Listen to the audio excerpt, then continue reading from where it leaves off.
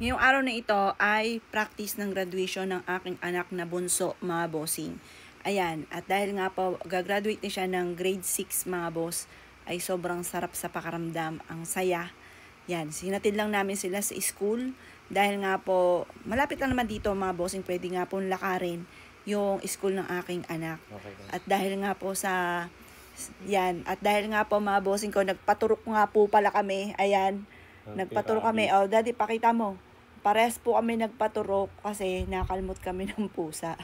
Maswerte ang pusa, kaya lang delicates, mga bossing. Ayan, ang dami namin turok. Apat akin, apat sa mister ko, mga boss. May tatlo pa.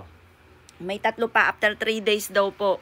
Ayan, medyo ano din po, pricey rin sa unang sabakan. Tapos sa susunod naman na sabakan, tigto 200 na lang, ano? Tigto 200. Ayan, maswerte ang pusa. Kasi alam niyo po ba, mula nang dumating yung sa amin. Dati na ano nga po ako, mga boss. Sabi ko, bakit ganun? Parang sa walat-wala, mga bossing. Kahit nga po, mga bossing ko ano yung mga pinagagawa, masipag. Ngayon, mga boss, alam niyo po ba, siguro dahil mainipin din ako, kaya huwag kayong mainipin. Alam niyo po ba, mga boss, mula nang dumating yung pusa namin, ayun, tapos tinama ko yung mga tapos mas ni-level up ko, mga boss, yung mga pinaglalagay ko dito sa amin, ang dami, tad-tad.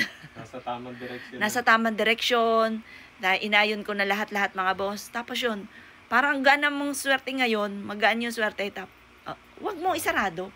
Etong mister ko, atat na yung electric pan, in-off niya na kagad. Alam niya nandito ako, napakainit. Kaya makita sa video, tagaktak na yung pawis ko. In-off niya kagad tong ilaw. Basta kung saan nandun ako, in-off niya. Tapos ngayon, yun nga po, namin, ayan yung pintuan, isasarado na daw. Naandito pa ako pagkainit-init. Talaga tong mister ko. Yan. Ngayon pa, mga boss, pupunta kami sa school. Ang sarap sa pakaramdam. Yung aking anak na bunso ay gagraduate na ng grade 6. Malaking tao lang talaga. Ang laki niya. Malalakihan pa sa mister ko, mga bossing. 12 years old lamang po yun. Kanina yun nakita ko yung narinig ko yung tugnog ng dandanan, dananananan, danananan. Ang sarap sa pakaramdam. Mapapayak na naman ako. Iyakin pa naman ako. Alam niyo po ba, minsan, dati iyakin talaga ako. Pero nung nawala yung anak ko, lalo ako naging iyakin. Kahit nga po minsan nakakakita ko ng lalo na yung mga matatanda na, mga may edad na. At ako sa bangketa, yung nang lilimos, lalo na isang araw, nakakita ako ng may sugat siya sa mata, parang dry skin po siya. Sobrang ko sa kalooban ko, mga bossing.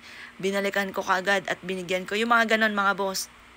Pero yung mga kabataan na medyo binibigyan ko rin pero hindi ganoon mga bossing. Pero yung mga ganoon, naiyak agad ako kahit na hindi nalampasan ko na siya nakitaan ko lang siya Tapos naiyak agad ako, tapos binigyan ko siya, binalikan ko siya. Yung mga ganoon. Pagka mga nanay, tapos marami ng mga pinagdaanan, sabi nila mabait daw kapag iyak. Char, ayan. Sabi nga lang po nila, nga daw po, malambot ang puso. Tapos lalo ako naging iyakin nung nawala nga po yung anak ko. Ayan, babalik po kami sa school, mga bossing. Dahil nga po, practice po nila, pinauwi muna kami, 3 hours daw po kami mag-iintay. Dinala lang namin ng pang-snack yung aking anak.